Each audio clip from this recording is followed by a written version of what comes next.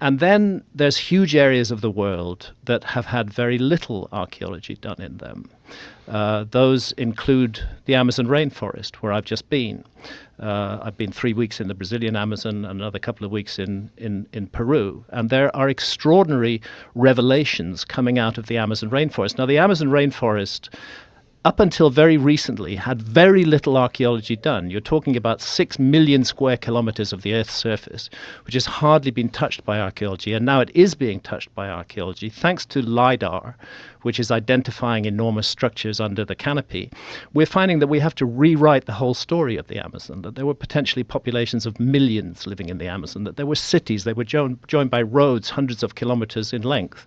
All of these things are recent discoveries which says we should be thinking again about the Amazon. Same goes for the submerged continental shelves. 27 million square kilometers of the best real estate on Earth that were above water during the Ice Age are underwater now. Yes, there's been some marine archaeology, but not enough to rule out the possibility of a lost civilization. And the same with the Sahara Desert, 9 million square kilometers. A little bit of archaeology done, but before archaeologists say there was no lost civilization, this is what the Society for American Archaeology said in their open letter to Netflix, complaining about my show.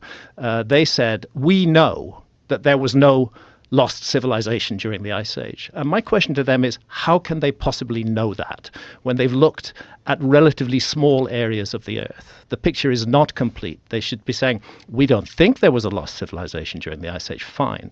But to say we know there wasn't, that's completely wrong. Well, it's silly, and it's also, it becomes more and more of a problem the more things get discovered.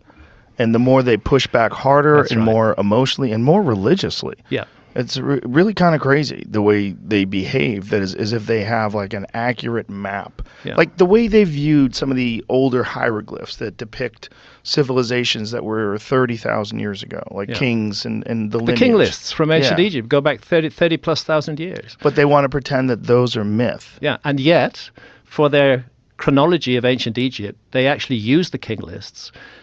The moment those king lists start giving dates that fall within dates that archaeologists like, everything before those dates, they say, oh, they just made it up. How crazy is that? Wouldn't it be a fascinating alternative if you were an archaeologist to go, you know what? Maybe this king's list is legit. Maybe this thing really is 30, 40,000 years old. Yeah. And maybe that explains a lot. And now we have to figure out how. Yeah. How'd they do it? It would be a fascinating alternative, but unfortunately, it's not the way that archaeology works at the moment. I repeat, a lot of archaeologists have accused me of accusing them of a conspiracy against me and trying to suppress Well, they're just trying to make you look like a kook. Yeah, I don't see any conspiracy. I see people who do believe what they're saying and who think I'm wrong, but who feel that I'm such a threat to the narrative that they present that I must be neutralized in any way possible. And that's a sad state of affairs. Science should embrace and explore new and different ideas, and particularly when it comes to the human past. Look, I mean, if I get in an airplane, I do want the pilot to be a properly qualified pilot. I want him to have undergone all the training and to be really good at what he does. But flying an airplane and studying the human past are two different things.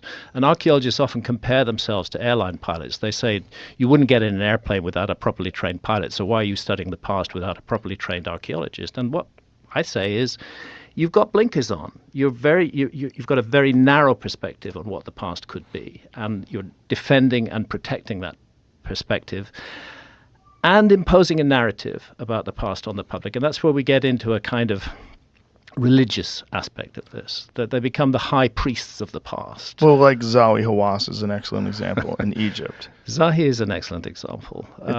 He does not want to even entertain the notion that there's some sort of a gap in the knowledge of history. If you just say the word Atlantis to Zahi Hawass, he goes berserk. He absolutely goes nuts. And that's irrational too, since we know that the Atlantis story comes from Plato. We know that Plato said the source of that story was in ancient Egypt, in the Temple of Neith at Sais in the Delta.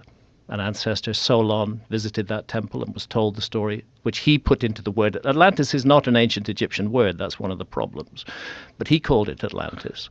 But at Edfu in Upper Egypt, there's a whole story of a homeland of the primeval ones that was destroyed in a great cataclysm and flooded by the sea, leaving only a few survivors who traveled around the world seeking to restart civilization. It's told very clearly in the Edfu building texts, which fortunately have now been completely translated.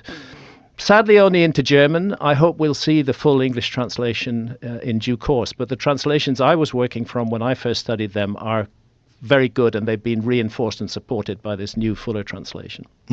So I think the Atlantis story does have an ancient Egyptian origin, and I think the ancient Egyptians should be proud of it rather than throwing it away. And also, archaeologists should not seek to isolate the story of Atlantis from other flood myths and traditions all around the world.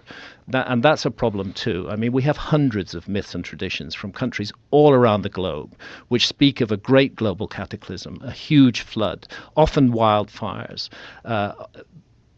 destruction of human beings and of animals, a few survivors who seek to restart civilization. It's a global story, not a single story told by Plato.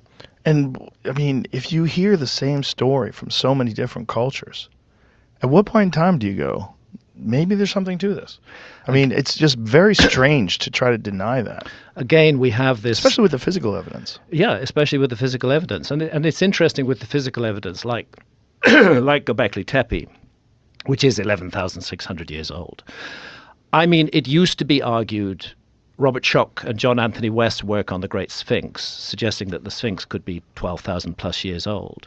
It used to be argued that was impossible because there was no other site anywhere in the world, no other megalithic site of the same age. And then we discover Göbekli Tepe, and it's 11,600 years old. Now, if you can make Göbekli Tepe with its 20-ton megaliths, beautifully carved representations of human and animal figures in those pillars, if you can do that, you can cut the Great Sphinx out of bedrock as well. There's no reason to dismiss the geological evidence of the Great Sphinx anymore. But instead, what archaeology is doing is trying to finesse Göbekli Tepe. They're trying to say, oh, there was this gradual build-up to Göbekli Tepe. And they now talk about a people who they call the Natufians. Again, we don't know what they called themselves, who were predecessors of Göbekli Tepe around 14,000 years ago. And they show things that look like a tiny little stone wall that they built, the sort of thing that you can find, a dry stone wall that you can find anywhere in Wales to this day,